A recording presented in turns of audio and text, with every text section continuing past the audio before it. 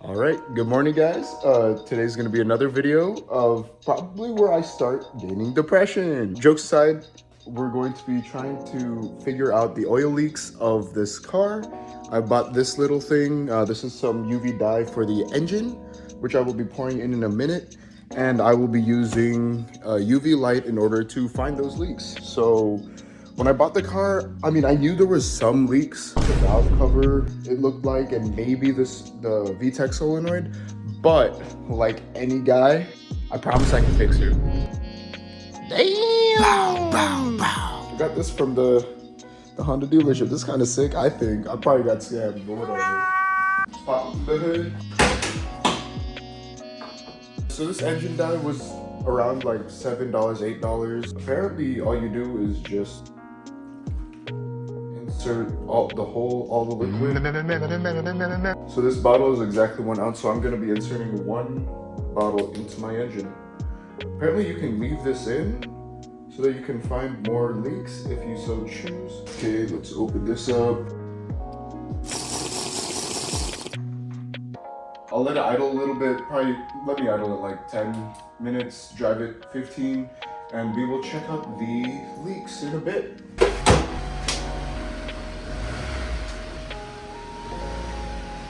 Ew, she a bit dusty, bruh. I don't know if my head not with me. I kind of lost it. I don't know where it is. I'll find it eventually. Or by the end of this video, we'll have a little test drive. But let's keep going out of here.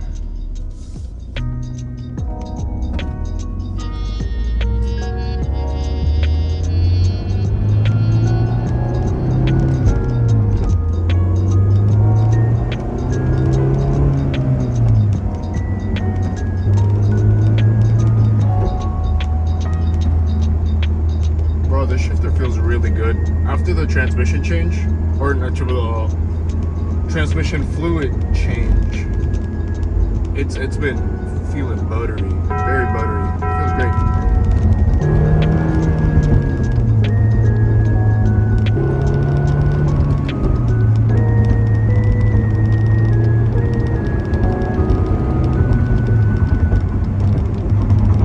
Always use your turn signals, guys. Don't be weird, please.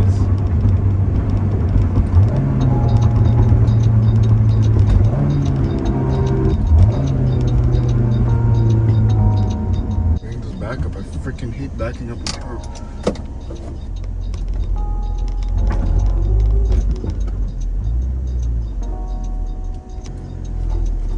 Okay. Moment of truth.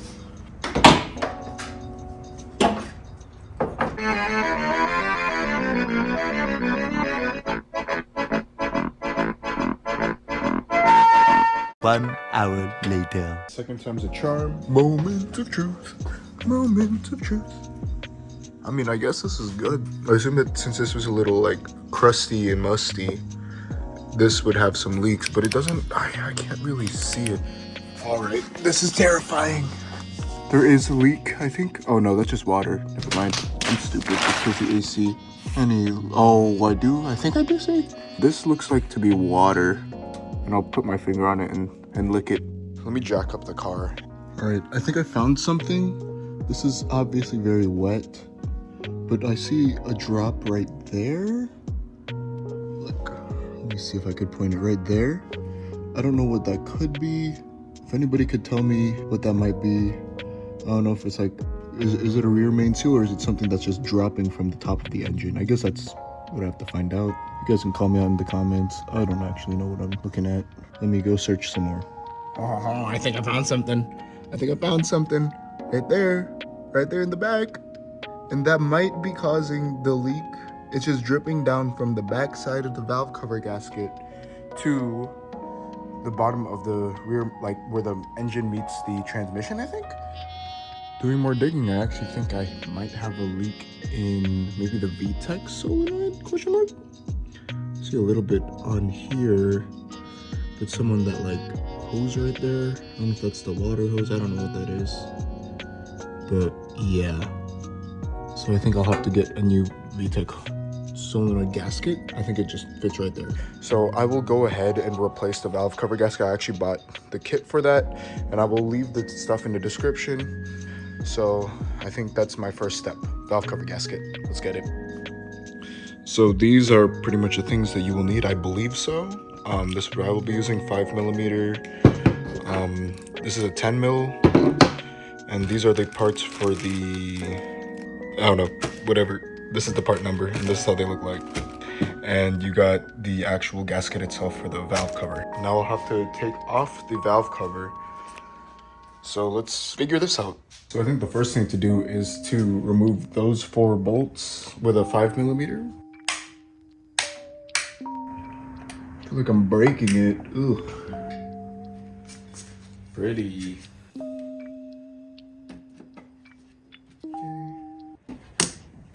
Did I break it?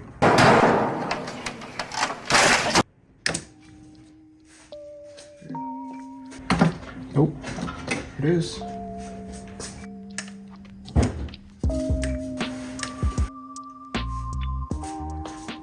Okay, we're dry. Forward, please. They're all dry.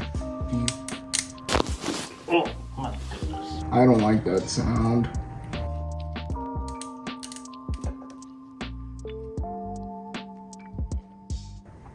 Nah, I don't want to go. Okay. I guess. Try using a little stubby boy to remove these things. Bruh, the rubber thing didn't come off. Oh, okay. So they look like, I guess it got removed from the metal thing.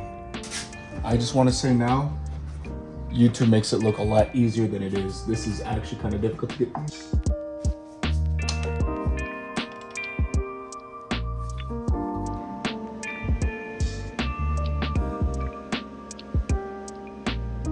I've been at this for the past like 3 hours trying to get this valve cover gasket off because everything's so crusty, bruh.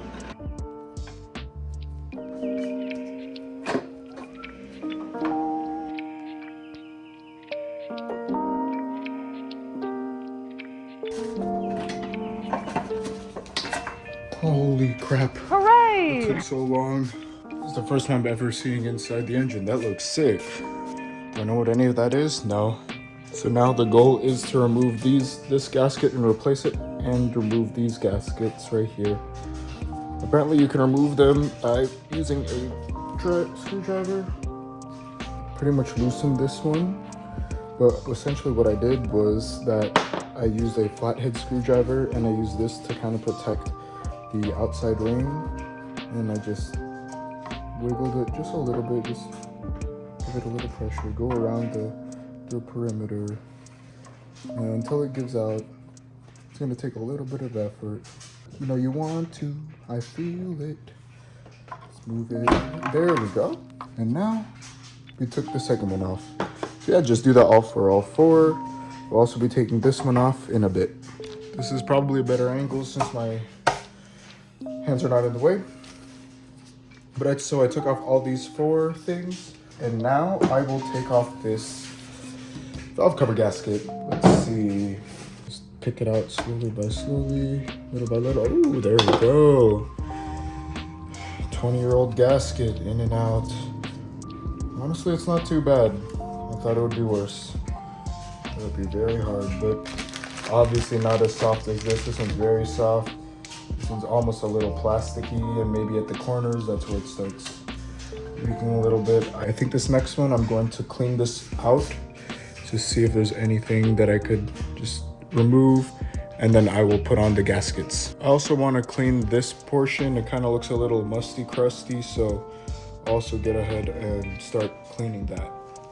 I'm not sure how to clean this. Maybe you guys in the comments will tell me that I'm doing it wrong, but my only guess is to get clean paper towel and wipe it down with a little bit of water.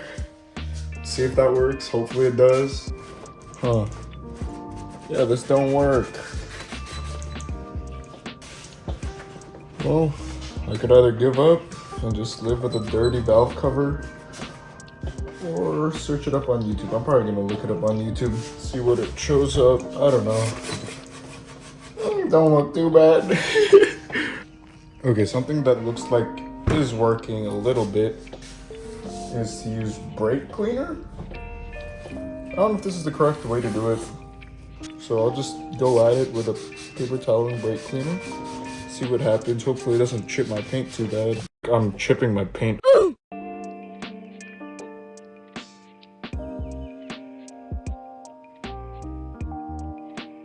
I'm ready to put on the gasket. It looks like there's little squares on this. You can see one right there. I believe that one goes in the bottom.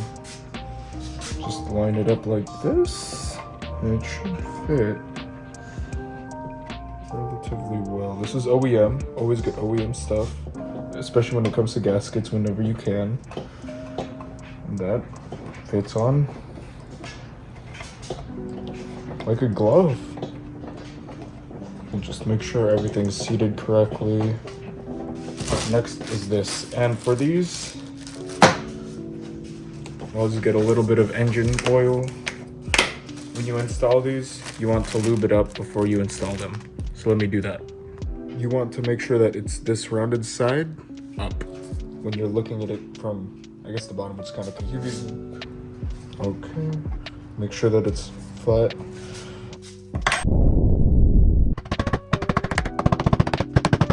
One thing, before you put this on, apparently it's easier if you lubricate the insides of these seals so that it helps with putting it on top of the spark plug tubes. I don't know. Anyway, yeah, just lubricate the inside of those, and these should go over the tubes themselves. But now, whenever we put it back together, we just kind of do the exact same thing that we did, but backwards.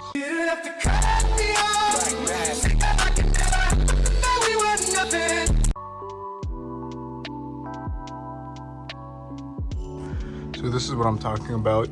This gasket right here, let me grab a light actually. You see that rubber gasket should go around that metal tube.